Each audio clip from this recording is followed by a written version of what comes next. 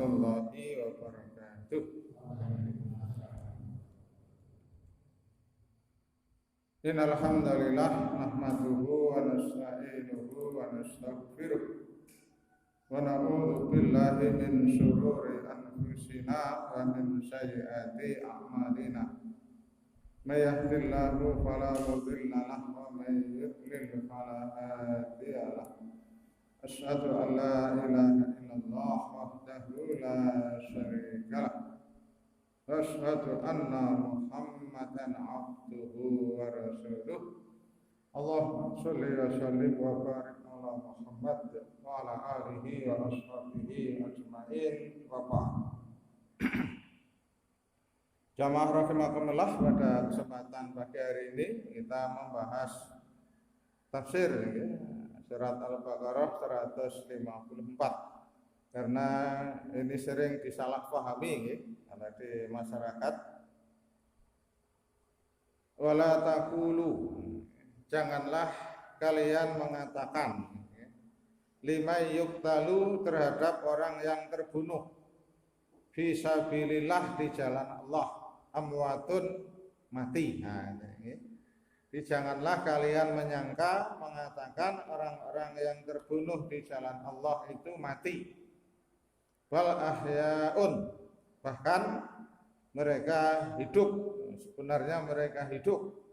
Walakin la tashurun, hanya saja kamu tidak menyadari, tidak tahu, tidak merasa, karena memang sudah dikubur. Nah, ini sering disalahpahami. Mereka hidup kok. Nah, kemudian mereka bertawasul kepada orang yang meninggal di jalan Allah atau orang-orang soleh. Ayat yang semisal, ini Al-Baqarah 154. Ayat yang semisal, sama, maksudnya sama persis. Ali Imran 170, wala tahsabanna, dan janganlah sekali-kali kalian mengira, menyangka, alladzina, orang-orang kutilu yang terbunuh fi sabilillahi amwatan, orang-orang yang terbunuh di jalan Allah itu meninggal, mati, yang mati syahid ataupun mati karena berdakwah. Bal ahyaun, bahkan mereka hidup, akan tetapi mereka hidup inda rabbihim yurzakun, yang mereka diberi rezeki di sisi Tuhannya, di sisi Allah. Farihina bima atahumullah min fadlih, mereka dalam keadaan gembira karena mereka telah mendapat karunia dari Allah, min fadlih.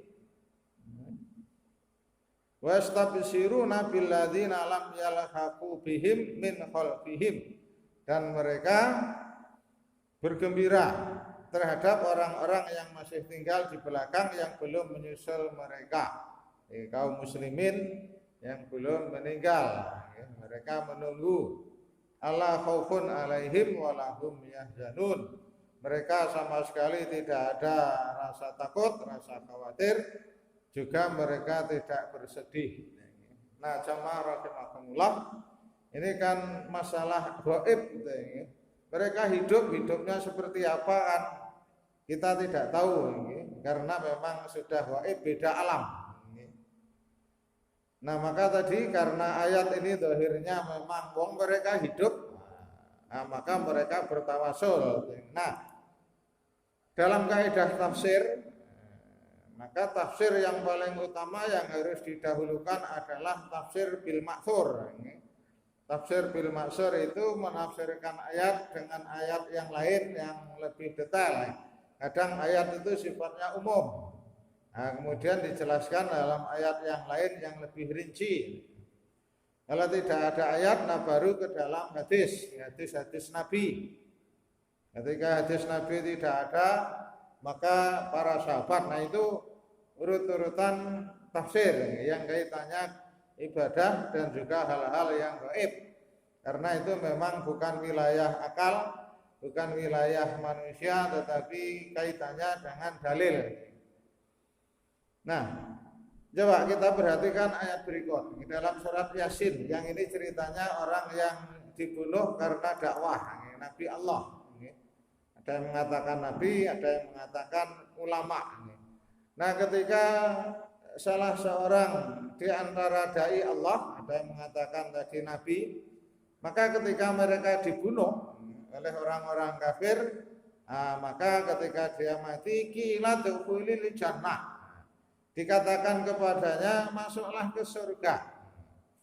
Nah, maka begitu dia dimasukkan ke surga, dia mengatakan, ya laita qaumi, andaikan kaumku, alangkah baiknya ya lamuna, kalau dia mengetahui bima ghafarali rabbi, dengan apa dari yang telah diberikan kepadaku, yang Allah telah memberi maghfirah, wa ja'alani minal mukramin, dan telah menjadikan aku orang-orang yang mulia, yang dimuliakan.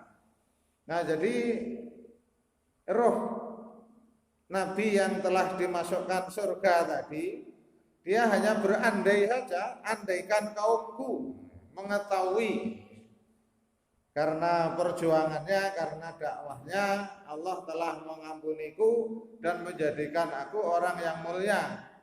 Tidak ada kata-kata bertawasullah kepadaku, kan tidak ada.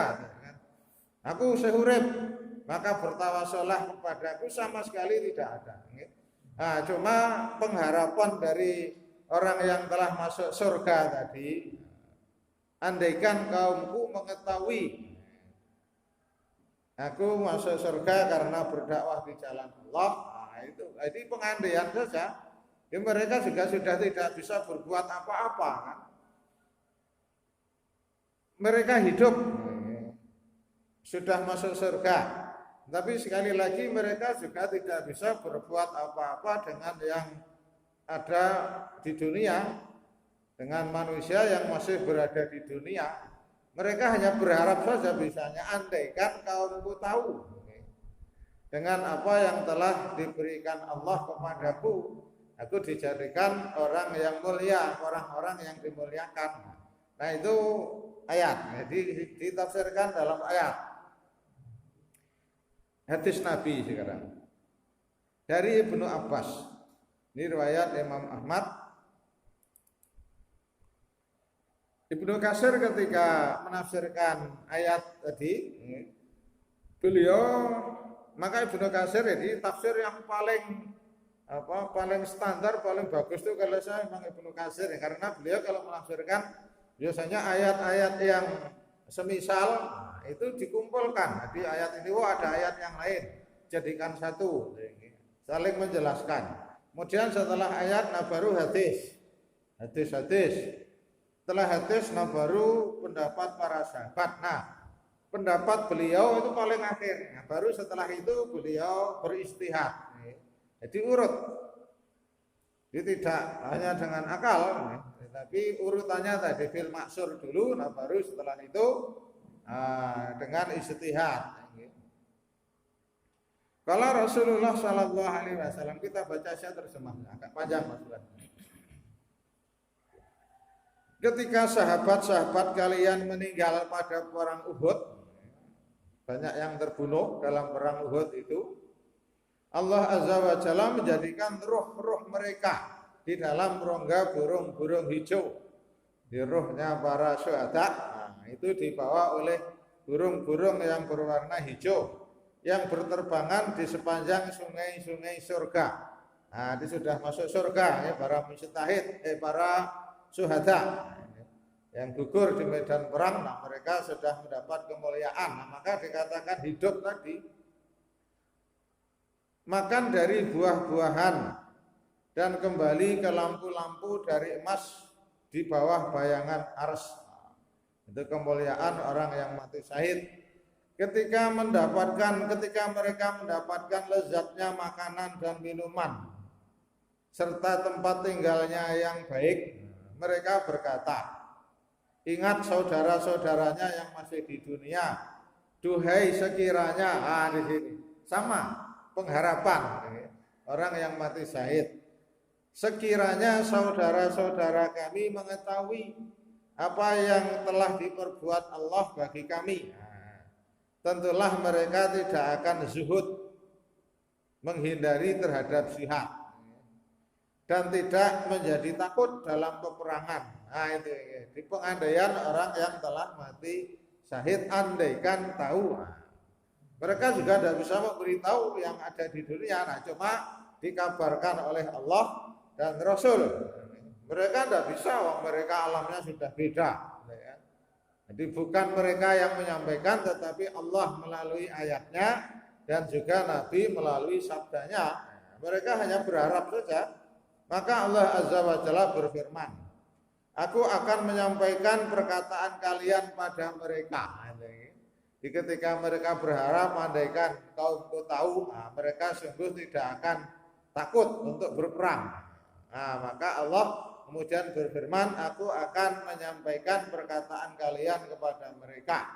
Lalu Allah Azza wa Jalla menurunkan ayat tersebut kepada Rasulnya.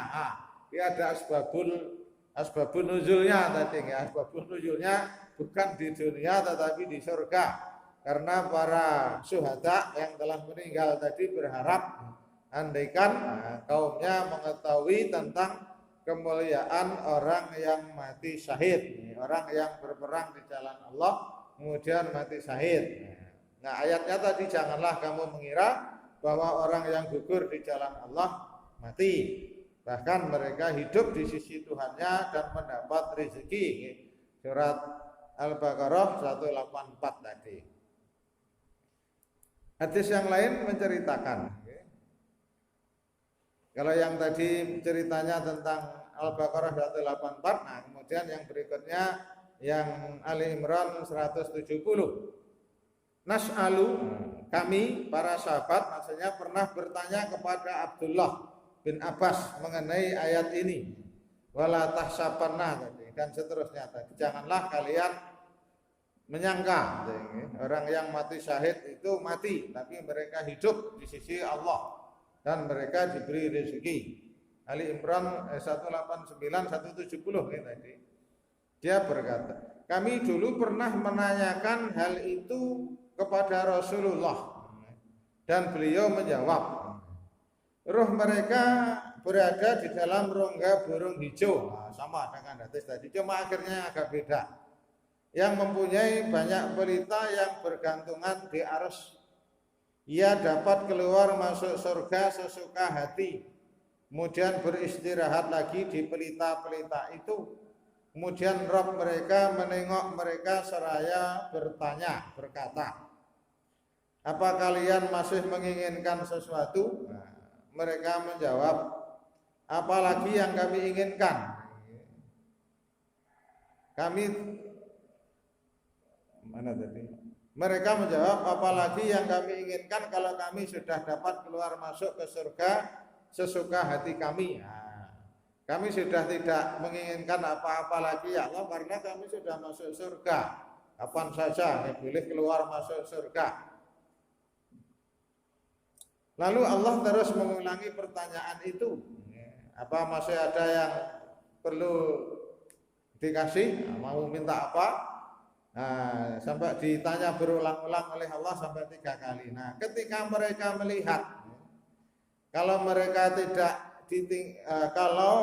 tidak akan ditinggalkan sebelum menjawab pertanyaan itu, nah, maka mereka pun menjawab, duhai Rabb, wahai Allah, kami menginginkan roh kami dikembalikan lagi ke jasad kami hingga kami dapat berperang lagi di jalanmu untuk kesekian kalinya. Nah, gitu. Diandaikan boleh, roh kami dikembalikan ke jasad kami lagi, kemudian kami berjihad lagi sehingga terbunuh lagi. Nah, ini menggambarkan kemuliaan orang-orang yang mati syahid. Ketika Allah melihat kalau mereka tidak lagi membutuhkan sesuatu, akhirnya mereka ditinggal pergi. Ditinggal. Mereka tidak dikembalikan ke dunia. Itu tadi hanya pengandaian saja yang dikabarkan oleh Rasulullah kepada kaumnya, pada para sahabat waktu itu, jangan takut berjihad karena mereka para syuhada yang telah terbunuh di jalan Allah, mereka telah mendapat kemuliaan yang luar biasa dari Allah Subhanahu wa taala. Andaikan boleh, sampai mereka mengharapkan andaikan boleh kami dihidupkan kembali sehingga kami bisa berjihad lagi, kemudian terbunuh lagi. Nah, begitu. Kemudian hadis yang lain menjelaskan. Riwayat Imam Muslim di sini. Dari Anas bin Malik dari Nabi Shallallahu Alaihi Wasallam bersabda, "Ma min nafsin tamutu laha indallahi khairun." Tidaklah seorang jiwa, seorang manusia yang mati, yang dia di sisi Allah telah mendapatkan kebaikan, pahala yang banyak, ya surruha, yang sangat membahagiakannya, yang ia berharap tarji'u ila dunya. Kemudian dia berharap ke dunia, padahal wala anna lahat dunya wa ma fiha. Padahal mereka di dunia tidak punya apa-apa.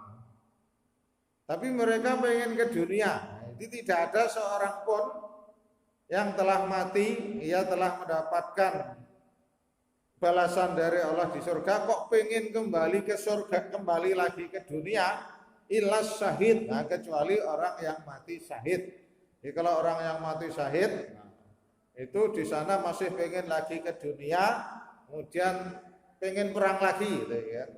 Fa innahu yatamanna, ia berharap ayyarji'a, kembali ke dunia, fayuqtala fid dunya, kemudian ia terbunuh kembali di medan perang dalam jihadnya, lima yara, dikarenakan mereka telah melihat min fadlis syahadah, karena kemuliaan orang-orang yang mati syahid. Itu hanya orang yang mati syahid saja, orang yang sudah masuk surga kok pengen kembali ke dunia. Nah, karena tadi dia melihat begitu mulianya orang yang mati syahid tadi. Jadi dalam hadis-hadis hanya pengharapan para syuhada yang telah mati syahid. Nah, sekali lagi tidak ada satupun hadis para syuhada itu tidak mati, bahkan mereka sudah masuk surga, maka bertawasullah kepada orang yang mati syahid. Tidak ada satupun hadis yang mengatakan begitu. Bertawasul dibolehkan hanya kepada yang masih hidup, yang menurut kita lebih saleh. Dan Rasul sama sekali juga tidak pernah bersabda, kalau aku mati nanti bertawasullah kepadaku karena aku juga hidup. Tidak ada. Karena sekali lagi ini urusan ibadah dan urusan kaitannya dengan gaib, maka kita harus kembali kepada dalil, karena akal kita tidak sampai ke sana. Apa yang disampaikan Nabi ini tentu juga bukan dari Nabi sendiri, tapi apa yang disampaikan Nabi pada dasarnya adalah wahyu dari Allah. Wa ma yantiqu anil hawa in huwa illa wahyu yuha.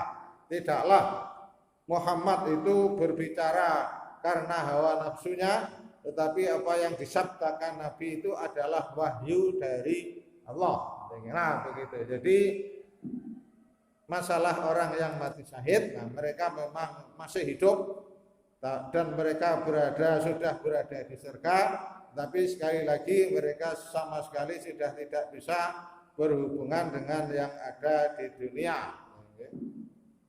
Nah, terakhir hadis Nabi dari Ibnu Abbas juga, dia bercerita, telah bersabda Rasulullah Shallallahu Alaihi Wasallam, as-syuhada, para syuhada itu berada pada tepi sungai dekat pintu surga. Mereka berada dalam sebuah kubah hijau. Hidakan mereka dikeluarkan dari surga itu setiap pagi dan sore. Nah, ini hampir samalah dengan hadis di atasnya tadi yang menunjukkan kemuliaan, keutamaan yang telah diberikan Allah kepada para syuhada yang telah meninggal di jalan Allah. Nah, maka berdasarkan ayat tadi, kita tidak bisa mengambil kesimpulan hanya karena akal saja bahwa mereka tidak mati. Kemudian kita bertawasul kepada para syuhada. Nah, karena memang tidak ada satupun hadis dari Nabi yang memerintahkan hal itu. Nah, maka jamaah rahimakumullah, kemarin sudah saya sampaikan, tawasul yang dibolehkan, yang ada tuntunannya pada orang yang dianggap soleh yang masih hidup, bertawasul dengan amal soleh kita, yang paling kita banggakan dan bertawasul melalui Asmaul Husna, nama-nama baik Allah. Nah, itu saja ya, ada 3 hal yang dibolehkan kita bertawasul.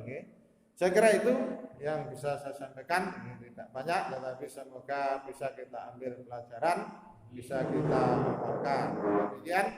Assalamualaikum warahmatullahi wabarakatuh.